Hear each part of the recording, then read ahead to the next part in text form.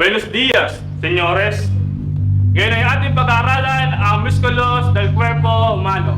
Senyor Gonzales, ipakita sa klase kung nasaan ang deltoid muscle.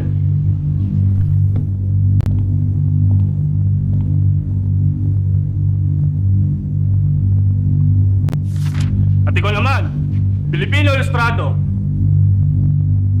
Ano nga ulit ang pangalan mo? Jose Rizal po, Ginoo. Si Rizal. Ang sinasabing magaling mag-aral. Tinanong natin kung totoo. Ipakita sa klase kung nasaan ang biceps brachii.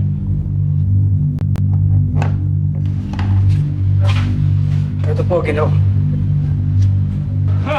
Maswerte ka lang. Pero kahit gaano ka katalino, huwag mong kalilibutan. Ang talino ay hindi nagbibigay ng dugong Espanyol.